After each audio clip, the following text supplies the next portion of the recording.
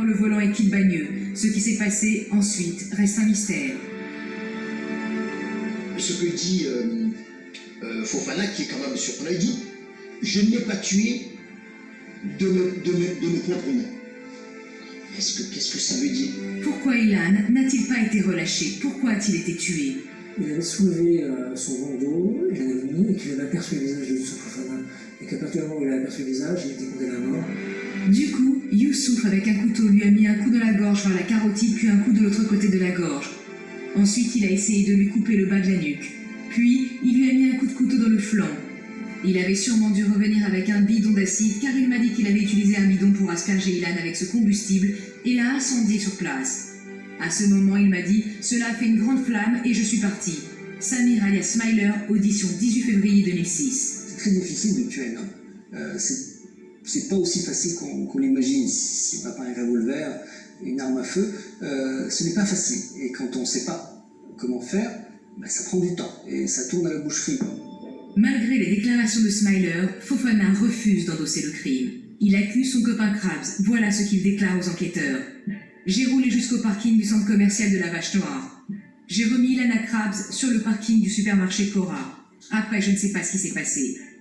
Lorsque Fofana fait sa déclaration, son copain Krabs est en cavale. Krabs sait que Fofana l'accuse de meurtre, il finit par se rendre à la police. Il a quand même choisi de se rendre pour témoigner lors du procès. Et depuis cette date-là, il ne m'ouvre pas. C'est motus et bouche cousue. J'ai eu l'occasion de parler avec son avocat qui m'a dit, voilà, vous avez compris, mon client ne parlera pas. Et il reste gros. Il est quand même mouillé jusqu'au cou, mais c'est pas lui qui a tué. Krabs assume l'enlèvement, mais refuse d'endosser le meurtre et de livrer ses deux complices de Bobigny, ceux qui ont enlevé Ilan avec lui.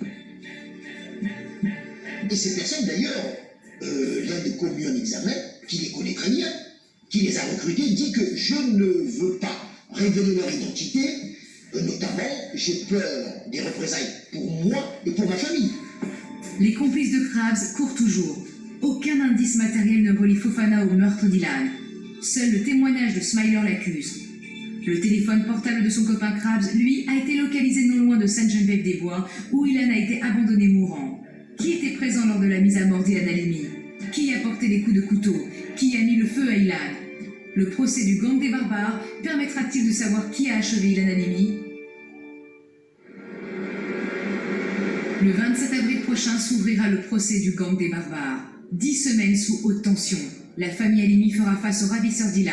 Au premier rang, ils devront affronter Fofana, celui qui les a harcelés, insultés, menacés pendant 3 semaines. Celui qui est responsable de la mort de leur fils. Les débats s'annoncent éprouvants. Il va falloir écouter la liste des sévices endurés par Ilan Halimi. Voir les photos abominables prises par les ravisseurs.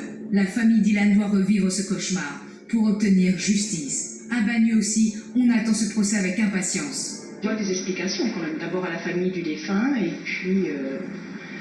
puis aux gens du quartier aussi. Je sais pas ce qu'il va dire, je sais pas ce qui se passe dans sa tête. Juste ce qu'il a fait, c'est tellement honteux, tellement bas, tellement crapuleux, tellement je sais pas. Il faut aller jusqu'au bout des choses, il faut qu'on sache. Qu'est-ce qui s'est passé, les motivations, pourquoi, qu'est-ce qui les a poussés à faire ça Que justice soit faite. Malheureusement, le jeune Ilan qui est mort, dans cette histoire, c'est triste. Un an après sa mort, en 2007, Ilan a été inhumé à Jérusalem, en Israël. Fofana, quant à lui, après avoir épuisé plus de 40 avocats, a décidé d'assurer sa défense lui-même. Impossible selon le droit français. C'est l'avocat de ses parents, maître Philippe Missamou, qui devrait le représenter. Certainement, j'assurerai sa défense. Bien. Mais,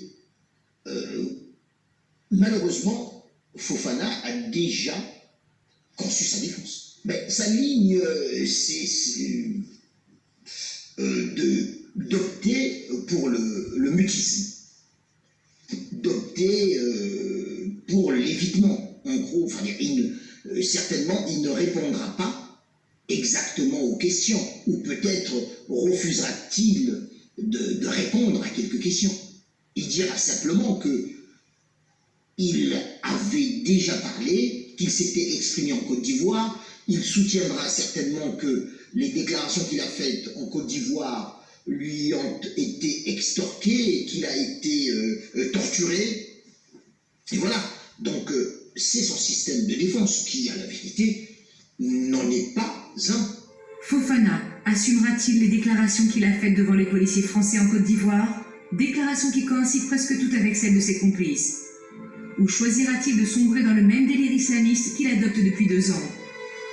J'ai bien peur malheureusement que Fofana s'empare de cette audience pour en faire un espèce d'exutoire, pour se lancer dans des diatribes sans queue ni tête.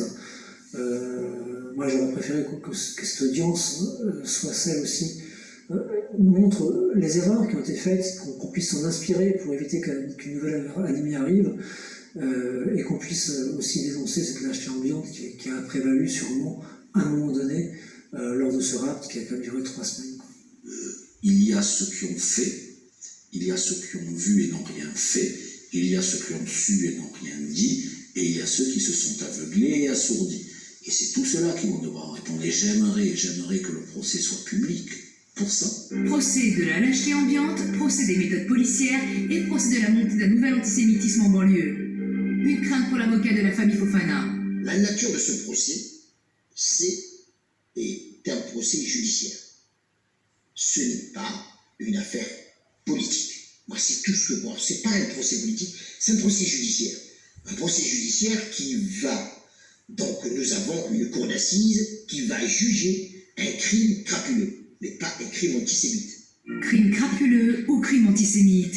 Les questions sur les motivations antisémites du crime ne risquent-elles pas d'occulter le reste des débats? J'aimerais bien que ce ne soit pas le procès de l'antisémitisme.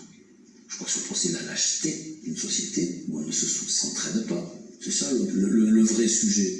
Je n'ai pas envie qu'on vienne dire que ce procès c'est destiné à dire que l'antisémitisme est là, présent, il se réveille à tout instant. On le dira parce que c'est vrai. Mais si on se limite à ça, on passera à côté. Très attendu aussi, les peines prononcées à l'encontre du gang des barbares. Il faut que les peines, dans cette affaire-là particulièrement, soient sévères, exemplaires et dissuasives. Sinon, l'affaire Ilan Halimi n'aura servi à rien dans notre pays. Saura-t-on enfin pourquoi ces jeunes se sont montrés aussi barbares? Comment on sombre dans la barbarie? Pourquoi on n'arrive pas à arrêter à un moment donné l'engrenage?